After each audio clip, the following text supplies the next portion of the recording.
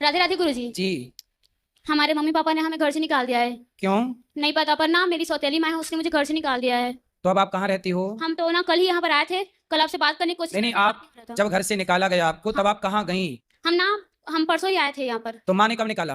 नहीं पता हमें, मतलब सौतेली माँ है और अपने बेटे से बहुत प्यार करती है, ये हमसे निकाल आपको घर से कब निकाला, किस तारीख को निकाला?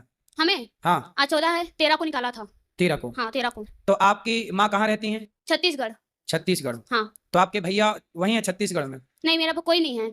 पिता? वो उनकी डेथ हो गई। पिता की डेथ हो गई। हाँ, और इसलिए और आपकी अपनी जो माँ है, जन्म देने वाली माँ? उनकी भी डेथ हो गई, मैं 6 साल की थी तब। तो ये जो आपकी माँ है ये सौतेली माँ है? हाँ। तो इन्होंने आपको घर से क्यों निकाल दिया? वो ना मेरे पापा है ना, उन्होंने मेरे सभी जायदाद ना मेरे नाम कर दी थी। अच्छा। तो ना उनको जबरदस्ती बोला गया कि ना तुम मेरे बेटे के नाम कर दो। तो आपके नाम पे कितनी जायदाद है? मेरे नाम पे घर और खेत था। अभी है? तो अभी था, मतलब ना मेरी मम्मी ने ना धोखे से मेरे पापा से ले लिया वो, और अपने बेटे के नाम करवा लिया और मुझे घर से निकाल दिया। तो मैं ना मतलब उधर ही आ रही थी ना, तो रेलवे स्टेशन में मुझे एक दीदी बोली कि जाओ तुम अनिरुद्धाचार्य जी के पास जाओ, वो तुम्हें तुम्हारी समस्या कुछ ना कुछ समाधान करेंगे, ऐसा बोल के मुझे यहाँ पर भेजा उन्होंने। तो आपकी संपत्ति आपके सौतेली माँ ने ले ली? हाँ। तो जब पिता जिंदा थे तभी वापस ले ली? हाँ, वो मतलब ना उनकी मतलब वो तबीयत खराब था ना, तब ले लिया। तो किसके नाम पे? साइन करवा लिया। किसके अपने, नाम? अपने बेटे के नाम पे, मेरे भाई के नाम पे। हाँ। उस समय आप कितनी बड़ी थी जब आपके साइन किए गए? जब मैं अभी आप कितने साल की हो? अभी 18। और कब लिया गया संपत्ति आपसे? अभी अभी लिया गया है मेरे बाबा के नाम, यही जब मैं अभी तो जून में लिया गया, मेरे जन्मदिन के दिन। तो उसी आपके दिन। पिताजी को मृत्यु हुए कितना टाइम हुआ? वो तो मेरे बर्थडे के दिन ही हो गया था, 12 जून को। तो उस दिन ना आपके पिताजी 12 जून को गए? हाँ 12 जून। उसी दिन ले लिया था, तो ना मैं लड़ते झगड़ते उधर घर में रही। तो जून मतलब पिछले महीने? हाँ पिछले महीने। हाँ। तो तब तक मैंने ना झेला। उसके बाद ना मेरी मम्मी को जब मैं तंग आप 18 की कंप्लीट हो गई? हाँ। जब आपसे लिया गया उस समय आप 18 साल की कंप्लीट हो चुकी? मैं कंप्लीट हो गई। क्योंकि बच्चों की संपत्ति 18 साल के पहले नहीं ली जा सकती, ऐसा कानून है। हाँ, तो मैंने ना उनको धमकी भी दी कि मैं पुलिस में कंप्लेंट करूंगी, फिर भी नहीं सुनी वो। तो आपने क्यों नहीं की कंप्लेंट? कंप्लेंट की तो वो ना उनके मतलब ना वो पुलिस था ना, वो बोला कि हम घरेलू झगड़ों में नहीं आते हैं, घरेलू झगड़ों में नहीं आते हैं, ऐसा बोल रहा था। नहीं तो आपको कंप्लेंट करनी चाहिए और कहना चाहिए कि भाई अब तो मेरा बाप भी नहीं है, मेरी अपनी जन्म देने वाली माँ भी नहीं है और सौतेली माँ ने मेरे साथ गलत व्यवहार किया। चलो संपत्ति ले ली, वो ठीक था, कम से कम रखती और इसकी बेटी की जिम्मेदारियां पूरी करती, ये उसका धर्म था। अब उसने संपत्ति भी ले ली और घर से भी निकाल दिया, ये तो उसने अधर्म किया और अधर्मी को दंड मिलना ही धर्म है। इसलिए आप पुलिस कंप्लेंट करिए और उसके खिलाफ कार्रवाई करिए, यही धर्म है। जी गुरुजी, अपने अपने अधिकार की लड़ाई अर्जुन को लड़नी पड़ी। हाँ। तो फिर आपको भी अपने अधिकार की लड़ाई लड़नी पड़ेगी और कानून आपके पक्ष में होगा, क्योंकि आपके साथ छल किया गया है। हाँ। सारी संपत्ति क्यों ली गई और ली गई तो फिर घर से क्यों निकाला गया? वो तो ना मतलब वो बोल रही थी तू घर से जाओ, घर से जाओ, शादी करना चाहते थे एक बूढ़े से मेरी, तो मैं बोली कि मैं अभी शादी नहीं करूंगी। अच्छा, वो आपकी शादी करना चाहते थे? हाँ, बूढ़े से करना चाहते थे जो मेरे बाप का उम्र का था। क्यों ऐसा करना चाहती थी? नहीं पता, मैं तो ना हमारे यहाँ 21-22 साल में होती है। हाँ। तो मैं 21-22 साल में करना चाहती थी, अभी तो मैं 18 की हूँ। तो ना वो मेरी शादी करना चाहती है। तो मैं वो ना एक बुढ़ा था, वो उसी का ना क्या लगता था, चाचा या क्या लगता था, मुझे नहीं पता। तो ना आपकी सौतेली माँ के रिश्तेदार से वो शादी करना चाहती थी? हाँ। नहीं पता, बुढ़े से मत करना। नहीं करेंगे भाई हम बुढ़े से। सही है। हाँ। हम नहीं करेंगे, अपनी जिंदगी खराब नहीं करेंगे हम। सही है। और क्या। सही, बुढ़े से बिल्कुल मत करना शादी। ठीक है। ठीक है। जी गुरुजी। बताओ मैं आपकी क्या सेवा करूं? आप गुरुजी हमें एक नौकरी दिला दीजिए। नौकरी तो मिल ही जाएगी, पहले आप पुलिस कंप्लेंट तो करो। ठीक है। पहले आपको जाके वहीं थाने पे जो आपका थाना लगता होगा वहीं कंप्लेंट करनी पड़ेगी आपको। जी गुरुजी। तो आप कंप्लेंट करो। और जहां आप रहती हो आसपास कोई आपका विश्वास वाला कोई परिवार का कोई सदस्य है विश्वसनीय? विश्वसनीय कोई नहीं है, जब से मेरे पापा की डेथ हुई है ना। मौसी वगैरह आपकी? उसी दिन सब रिश्ते टूट गए। मौसी? कोई भी नहीं है। मौसी तो ना बहुत, वो भी बहुत अच्छी नहीं है। अच्छी? वो ना अपने खुद के बच्चे से काम करवाती है, तो मुझे कहाँ छोड़ेगी। तो काम तो बच्चों को करनी चाहिए थोड़ी बहुत। वो नहीं, इतने छोटे बच्चे से काम करवाती है। कौन सा काम? मजदूरी। अच्छा, मजदूरी। हाँ, और बाल मजदूर थोड़ी ना है, और मुझसे तो क्या करवाएगी नहीं पता। बहुत ना मतलब वो अच्छी नहीं है वो। ठीक है, तो आप पुलिस का सहारा लो, कानून का सहारा लो, भगवान आपकी रक्षा करें। जी गुरुजी। खुश रहिए। धन्यवाद। राधे राधे। गुरुजी, मैं बहुत दूर से आया हूँ और मैं एक हफ्ते से परेशान हूँ बहुत ज्यादा। मेरे घर वालों ने, माँ बाप ने मेरे को घर से निकाल दिया है। अच्छा। हाँ, और मैं पहली बार आया हूँ और पहली बार ही आपके दर्शन हो गए हैं और मैं अब कहीं नहीं जाना चाहता। मेरे को बाहर की दुनिया बेकार लग रही है, मेरे को किसी के ऊपर विश्वास नहीं है बाहर आपके अलावा, और मैं यहीं रह के आपकी सेवा करना चाहता हूँ। पत्नी कहाँ है? आश्रम की सेवा करना चाहता हूँ। पत्नी से तलाक हो गया कल। कल तलाक हुआ? हाँ, कल तलाक हो। तो आपने 3 बार बोला तलाक तलाक तलाक। नहीं, वो कोर्ट में कल तलाक हो गया। कल ही हुआ? हाँ, कल ही तो हुआ। अपील कब हुआ था? हाँ? अपील कब हुआ था तलाक? अपील तो 6 महीने पहले हुआ था। तो पत्नी से तलाक क्यों ले लिए? बस घर में गृह कलेश चल रहे हैं। ये दूसरा तलाक है और पहला भी हुआ था, उसको 18 साल हो गए। अभी और कितने लोग आगे? पता नहीं है मेरे को, इसलिए बाहर की दुनिया बहुत बेकार लग रही है। मैं आपके शरण में आया हूँ। बच्चे हैं? 3 बच्चे हैं। तो बच्चे पहली वाली घरवाली से 1 लड़की है और दूसरी से 2 लड़के हैं। तो फिर कहाँ गया ये लड़का लड़की? आपने तलाक लिया पत्नी से, वो माँ बाप ने छीन रखे हैं बच्चे, किसके माँ बाप? मेरे माँ बाप ने। तो आपके माँ बाप के पास रहते हैं आपके बच्चे? हाँ, मेरे पास तक आने नहीं देते वो मेरे बच्चों को, अच्छा, और मेरी बहन बहनोई भी मेरे पास तक आने नहीं देते, वो माँ बाप के कान भरते हैं बहन बहनोई। तो आपकी पत्नी ने आपको तलाक दे के अब वो कहाँ चली गई? वो अपने घर गई, अब वो बच्चों को रखना नहीं चाहती। बच्चों को नहीं रखना चाहती। आपके माँ बाप अच्छे हैं कि आपके बच्चों को रख रहे हैं? तो आप अपने माँ बाप की सेवा करो। सेवा नहीं करवा रहे ना, कोई बात नहीं करा रहे हैं तो आप वो तो घर से निकाल ले, क्यों? यूं कहें जा तू यहाँ से। तो आपके लक्षण अच्छे नहीं होंगे? लक्षण अच्छे हैं। हैं? मैं गुरुजी, मैं यहाँ रह के यहाँ सेवा करना चाहता हूँ, मेरे को अरे, स्थान चाहिए यहाँ। आप दो पत्नियों के साथ नहीं टिके तो हमारे साथ क्या नहीं, टिकोगे? आपके साथ तो टिक जाऊंगा, आपके साथ मैं टिक जाऊंगा, क्योंकि आपके साथ सर झुका के चलना है, सर उठा के नहीं। तो पत्नियों के साथ नहीं झुकाए थे सर? वो तो पत्नी के आगे झुका लेते सिर, वो तो नोक झोंक चलती रहती है, वो तो नहीं होता तलाक। कितनी उम्र हो गई? मेरी 40 है, 40। और पत्नी की? पत्नी की भी लगभग इतनी है। तो काहे तुम बुढ़ापे में तलाक खेल रहे हो? अब नहीं समझते हमारी पत्नी की, अब उसे बहुत समझाया। किसकी तरफ से गलती? आपकी तरफ से तलाक हुआ कि पत्नी की तरफ से? गलती दोनों की थी। क्या गलती की आपने? वहाँ बीच में कुछ घर वालों की भी कमी रह गई, हर तरफ से कमी थी। तो आपकी क्या गलती थी? मेरी भी गलती थी थोड़ी, मैंने थोड़ा साथ कम दिया बीवी का। पत्नी का? हाँ। किसका साथ दिया? घर वालों का ज्यादा दिया, तो अब घर वाले भी निकाल रहे हैं और पत्नी भी छोड़ के चली गई, ना घर के रहे इसी उसमें। ना घाट के। अरे कम से कम पत्नी का साथ तो देते। हर पुरुष को अपने माँ बाप का साथ तो देना ही चाहिए, पर पत्नी का भी साथ देना चाहिए, क्योंकि पत्नी सब कुछ छोड़ करके आपके लिए आती है, इसलिए पत्नी आपकी प्राथमिकता है। इसलिए पत्नी का साथ देना हर पुरुष का धर्म है, और माँ बाप का साथ देना हर पुरुष का, हर पुत्र का परम धर्म है। गुरुजी, जब से मेरा साथ ये हुआ है, मेरे को सारी दुनिया झूठी लग रही है बाहर की। झूठी तो है ही है, तुम मैं- तो तलाक मैं के बाहर बाद की- समझ पाए, हम तो पहले ही से समझा रहे थे सब झूठा है, भगवान मैं सच्चे। बाहर की दुनिया में नहीं जाना चाहता हैं? गुरुजी, मैंने सब छोड़ दिया, गृहस्थ जीवन सब छोड़ दिया, मैं बाहर की दुनिया अच्छा ये बताओ, चलो तलाक हो गया, मैं भगवान के यहाँ सुनो। मन लगाना। कोई बात नहीं, तलाक हो गया, पर आपकी पत्नी और आप दोनों मिलकर फिर से रह सकते हैं प्यार से, क्या दिक्कत है? तलाक के कागज फाड़ दो, बात खत्म। उसके लिए मैं तैयार हूँ, मगर मेरी बीवी तैयार नहीं है उसके लिए। कागज फाड़ने को आप तैयार हैं? हाँ, मैं तो तैयार हूँ। तो जब फाड़ नहीं थे कागज तो बनवाए क्यों? मैं एक बात कहना चाहता हूँ, जो भी मेरे से गलती हो गई है, मैं उसका पछतावा करने के लिए तैयार हूँ। पत्नी से क्षमा मांग रहे हो? मैं क्षमा मांग रहा हूँ, आपके सामने कह रहा हूँ, पत्नी से और घर वालों से भी मैं अपनी गलती मान रहा हूँ। क्या नाम है पत्नी का? पत्नी का नाम है पूजा शर्मा। पूजा शर्मा? तो बोल दो पूजा शर्मा, हम आपसे क्षमा मांग रहे हैं, बोलो ऐसे। पूजा शर्मा, हम आपसे क्षमा मांग रहे हैं, तलाक वापस करो, तलाक वापस करो, अब प्रेम से रहेंगे, और प्रेम से रहेंगे। हम जिएंगे और मरेंगे। हम जिएंगे और मरेंगे। क्या नाम बताया पत्नी का? पत्नी का नाम पूजा। हम जिएंगे और मरेंगे। ए पूजा, हाँ हाँ तेरे लिए बोलो ऐसे, आप बोलो। प्रेम से रहना, पत्नी को बोलना कि होती हैं बातें, कोई बात नहीं, पर प्रेम से रहना समझदारी है। धाम में रहना अच्छा है, संसार झूठा है ये बात सत्य है, पर झूठे संसार में भी सच्चे परमात्मा को पाया जा सकता है कहीं भी रहकर। पत्नी के संग प्रेम से रहो, बहुत लंबी जिंदगी होती है, एक दूसरे का साथ चाहिए। अकेला रहना किसी का भी कठिन है। अकेला, अब जैसे तुम्हारा तलाक कल ही हुआ, साल 2 साल चलो, महीने 2 महीने आप रह लोगे, पर अकेला ना स्त्री का रहना सही है ना पुरुष का।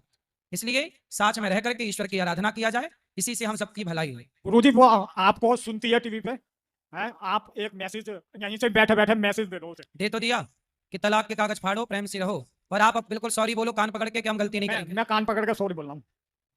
ठीक है, अब जाना। पत्नी हमारे बाबूजी आए हैं, हम भी परेशान हैं महाराज जी। किससे? हमारे दोनों बच्चों ने क्या हमको परेशान कर रखा है। क्यों? अरे हमारी पत्नी को ऊपर 2 मंजिल से फेंक दिया, मार दिया, पत्नी अभी है जिंदा? खत्म हो गई। किसने फेंका 2 मंजिल से? बहू ने और बेटे ने। अरे राम राम राम राम। देखो आज और हम बेटा बहू है, मुझे भी मारना चाह रहे हैं, इस बच्चे को भी मारना चाह रहे हैं। आपका बेटा आपको मारना चाह रहा है, क्यों? बेटा और बहू दोनों ही। क्यों मारना चाह रहे हैं? संपत्ति के लिए। हम मर जाएंगे तो सारी संपत्ति उन दोनों की हो जाएगी। तो वैसे भी आपके जिंदा रहते भी संपत्ति उन्हीं की तो है। अरे तो ये विकलांग है ये। अच्छा ये तीसरा बेटा है आपका? हाँ, तो ये विकलांग है? इसको भी मारना चाह रहे हैं। अच्छा, क्योंकि संपत्ति के 3 भाग हो जाएंगे, तो वो 4। 3 हाथ। तो वो चाह रहे हैं कि ये मर जाएगा तो 2 भाग रहेंगे, तो हम दोनों मिलकर खा लेंगे। तो संपत्ति के नाम पे क्या है आपके पास? मेरे नाम तो कुछ भी नहीं, मेरी पत्नी के नाम थी संपत्ति, वो 1/4 में हो गई बंटवारे में। अच्छा, तो अब आपको मारना चाहते हैं, तो आप अपने बेटों को जो देना है दे दो, और आप भजन में मन क्यों नहीं लगाते? लगाते हैं भजन में मन, तो लगा रखा है भगवान की दया से, सही और है। लगे हुए बाकी बिहारी के चरणों में जो बस देखो, कुछ नहीं। कुछ संपत्ति बच्चों को दे दो, कुछ संपत्ति अपने हाथ से दान पुण्य के लिए, किसी भूखे को भोजन के लिए, प्यासे को पानी के लिए निकालो, और जीवन में जो कमाया हो उसका कुछ पुण्य करो, और सीधा भगवान के चिंतन में लगो। महाराज जी, संपत्ति जब बेचेगी, बेचने नहीं दे रहे वो, जिसको हम दलाल लगाते हैं उस संपत्ति को नहीं बेचने देते। नहीं, जो जो इससे हमारे आए हैं उनको बेच के हम तो इस धर्म में लगाने चाह रहे हैं, उसको भी नहीं बेचने दे रहे बस। अच्छा, नहीं तो मैं तो ये चाह रहा था कि प्रभु के चरणों में रहूंगा, जैसी प्रभु देगा वैसी खाऊंगा, सब कुछ बढ़िया है, करोड़ों के देने के बाद में भी उनका पेट नहीं भर रहा है। करोड़ों की संपत्ति लेने के बाद भी पेट नहीं भर रहा उनको। कैसे बच्चे हैं बताओ कलयुग में भाई। ये घोर कलयुग नहीं चालू हो गया अब, जहां बच्चे अपने माँ बाप को मारने लग गए, भाई को मारने लग गए। जिस देश में भरत जी ने सत्ता छोड़ दी अपने भाई के लिए, उसी देश में आज का भाई अपने बाप को इसलिए मारे जा रहा है कि संपत्ति हमें मिल जाए। एक आश्रम में कोई कमरे की व्यवस्था हुआ तो बता दो, जिससे कहना जो भी नहीं चार्ज होगा जो देंगे महाराज। नहीं, चार्ज की बात नहीं है, आप अपने बेटों को हमारे पास लाओ, हम समझाएं, उनसे बात करें। 12 महीने में बोलना, चाय पिलाना, कहना, राम राम करना। तो आपको कुछ नहीं। भोजन कौन देता है? भोजन के लिए आधा पोर्शन, एक मकान में रह रहे हैं हम, आधा पोर्शन दे दिया उन्होंने, जिसमें हम दोनों बाप बेटे रहते हैं। बनाने वाली आ जाती है, बना जाती है, खा लेते हैं। अच्छा, मतलब बेटा बहू आपको भोजन भी नहीं देते? नहीं, हमको खाना भी नहीं उनका। जब हमारी पत्नी के नहीं हुए, जिसने पैदा किया उसके नहीं हुए, तो हमारे क्या होंगे? तो आपको ये कैसे पता चला कि छत से फेंक दिया? हो सकता है आपकी पत्नी अपने से कोई गिर गई हो। ये तो निश्चित है, कहना मतलब मैं सामने फेंका है। आप मैं पूजा कर रहा था, मैं कमरे में पूजा कर रहा था, जाल हटाया, जाल जो बीच में जाल है, जाल में से फेंकी ऊपर से, जाल में होकर नीचे आई। कितने साल पुरानी बात है? 1.5 साल पुरानी। 1.5 साल पहले। तो उन पर कोई आपने पुलिस केस नहीं कराया? पुलिस केस कराया, थोड़ी 8-10 दिन बाद में कोटा में ले गया था उसको। ये कोटा में थोड़ा सा होश आ गया, जो उसने साफ मना कर दिया, नहीं किसी ने। अच्छा, पत्नी ने मना कर दिया? मतलब आपकी पत्नी जब छत से गिरी तो वो जिंदा थी, तो पत्नी ने बयान दे दिया कि मुझे बच्चों ने नहीं मुंह फेंका? से नहीं बोला उन्होंने, हाँ, केवल ये कहा था, किसी ने। देखो ये होती है माँ। बच्चों पे मरने मतलब माँ मर रही है, बच्चों ने छत से फेंक दिया, पर मरते मरते उस माँ की ममता देखो कि वो चाहती कि मेरे बच्चे जेल ना जाए, उन पे कोई संकट ना आए, चलो फेंक दिया तो फेंक दिया। सर 6 महीने तक वो मर गई पर अपने बच्चों को फंसने नहीं दिया। देखो ये होती है माँ। 6 महीने तक कहना कोटा पड़े रहे, ना बहू गई दोनों, ना बेटा गए दोनों देखने के लिए। बच्चे ने लेटरिन धोई, मैंने धोई। जो संपत्ति मेरे ससुराल वालों ने कहना कुछ मदद कर दी उस समय पे, मैंने उनका पैसा भी पहुंचा दिया, ऐसी बात नहीं है। परंतु बेटा बहू कोई नहीं आया। तो मैया कोमा में चली गई थी गिरने के बाद छत से? हाँ, कोमा में ही समझो। कोमा के बाद में कहना उसको शांति मिल गई, प्राइवेट करवाया था हमने। फिर उसके बाद उन्होंने कुछ कहा नहीं, कोई शब्द नहीं निकले उनके? कुछ नहीं, वो तो आपसे कोई बात नहीं की? आपसे कोई बात नहीं की? वो बात हुई क्या है? तो क्या पत्नी ने बोला आपसे कि मुझे कैसे? बच्चों ने धक्का मारा है? वो तो मेरे सामने की बात है, जाल हटा के जाल में होकर फेंकी है। 40-50 किलो का जाल लगा हुआ है इस पे, जी। 3x3 का, उसके अंदर होकर फेंकी वो तो फिर पत्नी ने स्वीकार कर लिया कि चलो बच्चों को जेल ना हो इसीलिए नाम नहीं लिया, ऐसी है? मेरी पत्नी तो बहुत दयालु थी। वो रात के 12 बजे कोई भी अतिथि पहुंच जाता था, कभी ये नहीं कहती थी कि मैंने भोजन नहीं बनाऊंगा। नहीं, भोजन बनाऊंगा भी। चलिए, कुछ हुआ व्यवस्था तो बता दो। भगवान सब ठीक करें। ठीक है, आप बात कर लीजिए ऊपर, चिंता ना करिए। यदि आप जरूरतमंद है तो जरूर आपकी सेवा ये दास अनिरुद्ध करेगा। आप खुश रहिए। गुरुजी राधे राधे। जी। गुरुजी मेरा नाम जोएल एंथनी है। Joel Anthony? जी। हमारा अकबर एंथोनी के थोनी आप ही हो? जी। अच्छा। गुरुजी सबसे पहले तो मैं आपको धन्यवाद देना चाहूंगा जी। कि आप इतनी वृद्ध यानी माताओं की सेवा कर रहे हैं। जी। गुरुजी मेरा प्रश्न ये था हाँ। कि मैं जब सुबह अपने भगवान जी को पूजा करता हूँ, मदर मैरी को। किनको? मदर मैरी को। जी। तो मैं उनके सामने खड़े होके प्रेमानंद जी जो महाराज हैं, हाँ। उन्होंने एक मंत्र बोला था कि वो बोलो आप, जी। ओम कृष्णाय वासुदेवाय हरे परमात्मा ने प्रणता कलेशनाशाय गोविंदाय नमो नमः। जी। तो जब मैं प्रेयर कर रहा हूँ और मैं प्रेयर के बाद अगर वो मंत्र बोल रहा हूँ हाँ। और अपना ही साइन कर रहा हूँ, जी। तो क्या मैं कुछ गलत कर रहा हूँ? ना ना, आप सही हैं। क्या दिक्कत है? तो आप क्या है, हिंदू, मुस्लिम, सिख, ईसाई, गुरुजी क्रिश्चियन? मैं क्रिश्चियन हूँ। क्रिश्चियन है आप? मेरी जो वाइफ है हाँ। उसका नाम नैना ठाकुर है, अच्छा। वो हिंदू है। हमारा जो विवाह हुआ वो प्रेम विवाह हुआ है अच्छा। और हमने 8 ही दिन में शादी कर ली थी गुरुजी। हम जानते नहीं थे एक दूसरे को। जी। आज तक उसके माँ बाप भी उससे बात नहीं करते हैं, हाँ। सिर्फ मेरे कारण कि मैं क्रिश्चियन हूँ। अच्छा। तो मैं आपके प्रवचन बहुत, यानी जब मैं 10th 8th में था तब से मैं आपके सुन रहा हूँ प्रवचन। अच्छा। एक बार बस आपको थैंक यू बोलने की तो क्या इच्छा करते थी। हो आप सर मैं एंथोनी जी? होटल मैनेजर हूँ। अच्छा, जी। तो आपकी पत्नी का ख्याल रखते हो? जी जी। लड़ाई तो नहीं करते? नहीं नहीं, अभी क्या है कि हम लोग घर में राधे राधे का नाम जाप करते हैं। अच्छा। मैं तो हारमोनियम आप क्रिश्चियन हो के भी भगवान का नाम जपते हो, राधे राधे जपते हो, कथा सुनते हो, तो आपके अपने लोग बोलते नहीं है कि आप ये क्या कर रहे हो? गुरुजी वो क्या है, अभी मैं जस्ट अभी पहुंचा हूँ वृंदावन। मैं टीका लगाता हूँ रोज। अच्छा। तो मैं वो टीका लगा के कभी कभार चर्च भी जाता हूँ। हाँ। तो वहाँ जो सिस्टर फादर है हाँ। वो बोलते हैं मुझे कि तू क्यों ये टीका लगाता है। हाँ। तो मेरे हिसाब से मेरा सोचना ये है कि अगर आपको कहीं शांति मिल सकती है, सही है। जैसे हम डॉक्टर के पास जाते हैं, जी। अगर कोई शुक्ला है, अगर वहां से हमको नहीं मिल रहा है तो हम किसी और के पास जाते हैं। सही है, सही है। तो मैं भी वैसे ही कृष्ण जी के चरणों में आया हूँ। वाह, देखिए क्रिश्चियन होने पर भी ये भगवान कृष्ण की शरण में है। इसलिए कहते हैं कि भगवान कृष्ण की, भगवान श्रीमन नारायण की शरण में ही जीव मात्र को शांति मिलेगी, चाहे वो कोई भी हो। आप सही हैं? मैं कुछ गलत तो नहीं कर रहा गुरुजी? नहीं, आपके सही हैं। तो आपके जो फादर होते हैं चर्चों में, जी। तो वो किसकी पूजा कराते हैं, किसकी आराधना कराते हैं? सर वो जीसस और मदर मैरी की आराधना कराते हैं। तो जीसस, मैंने सुना है कि जीसस को वहां पे सूली पे लटका दिया गया। सूली, वो ठीक है। जी। उनको चढ़ाते क्या है, क्या पिलाते खिलाते हैं उनको? वाइन रहती है इसमें। वाइन, शराब। जी। तो जीसस को शराब क्यों पिलाते हैं? अब वही बात मुझे भी समझ में नहीं आती गुरुजी।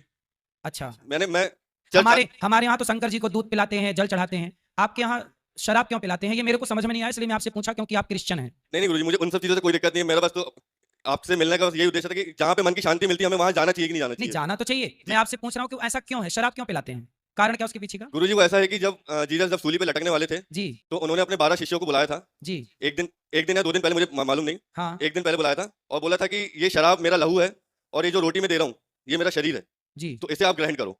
तो उन 12 शिष्यों को ग्रहण करवाया था, तो तब से ये चला आ रहा है। तब से शराब चढ़ रही है जी। जबकि सनातन धर्म में तो हमारे यहाँ शराब पीने को पाप कहते हैं। जी। हमारे सनातन संस्कृति में शराब को पाप की श्रेणी में रखा गया है। जी। चलो भगवान आपको सुखी रखें, प्रसन्न रखें। गुरुजी और जी जी बोलिए, आप बोलिए। जी जी अच्छा, तो जीसस को भगवान का बेटा बताया गया है ना, जी, परमेश्वर का पुत्र। परमेश्वर का पुत्र। तो जीसस के फिर परमेश्वर कौन है?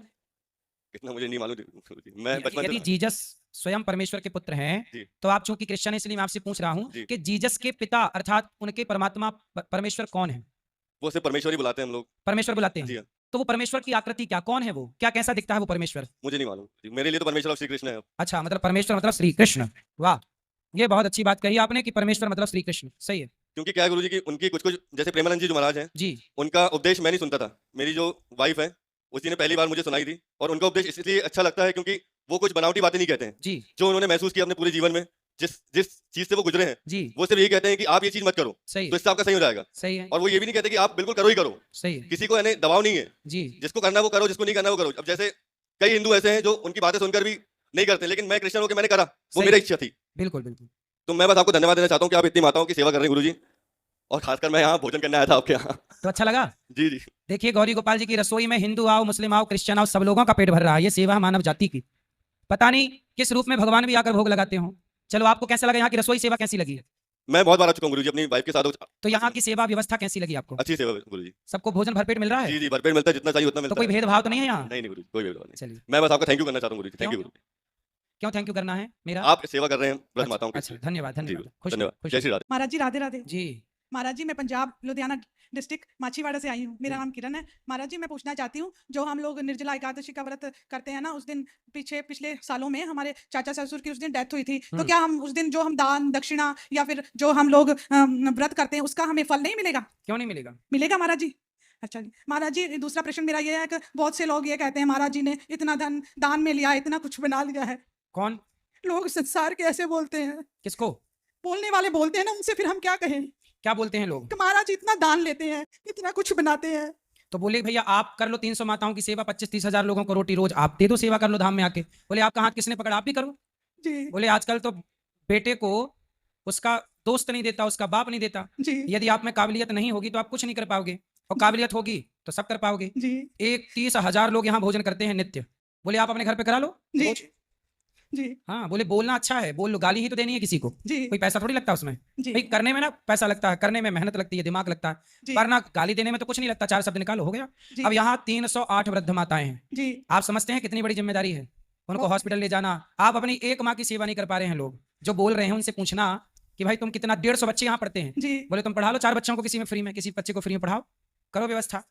ये सब बोलना बहुत आसान है मेरी माँ। जी। यदि इतना ही आसान होता तो बोले लाखों करोड़ों साल से धरती है, कर लेते ना, अब तक तुम तुम्हारे बाप कर लेते। जी सरल था तो तुम भी कर लेते। जी महाराज जी आपने हमारी भक्ति को जगाया है, इसलिए हम आपका बहुत धन्यवाद करते हैं। मैया अच्छा है आप कथा सुनती हैं इसलिए भक्ति जागती। कथा का काम है भक्ति को जगाना। महाराज जी मैं 2 लाइन गाना चाहूंगी। गाओ।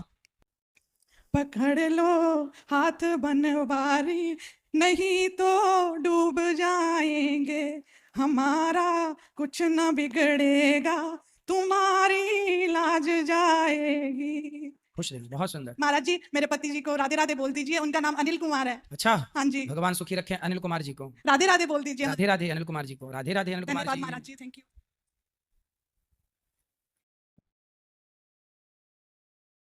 बोलो। राधे राधे महाराज जी। महाराज मैं बहुत दुखी हूँ, हम्म। बहुत दुखी हूँ। मेरे बच्चे भी नहीं है, मैं यहाँ रहना चाहती हूँ। अच्छा ठीक है, बात कर लेना कार्यालय में। महाराज मेरे घर में पति- कौन कौन है? पति है, सास है, पति कहाँ? पति पति घर में है, वो तो पति के साथ नहीं रहना आपको? क्यों? खर्चा नहीं देता। तो आपका इतना खर्चा है कि आपका पति दे नहीं पा रहा है? खर्चा सास बोलती है मैं रही कितना खर्चा मांगती हो आप? 100 देते खर्चा होता है। पति नहीं देते? अच्छा, पति को लाना, समझाएंगे कि भाई पत्नी को खर्चा दो। घर में नहीं रहना चाहते, यहाँ रहना चाहते हैं। यहाँ कौन खर्चा देगा आपको? दाल चावल रोटी तो कोई भी दे देगा, पर खर्चा बड़ा कठिन है। भगवान करें आपके पति आपको खूब खर्चा दें, 1000 रुपया रोज, पति को ले आना, समझाएंगे, बात करेंगे। आपका धर्म है पति के साथ रहना, पति को ऐसे नहीं छोड़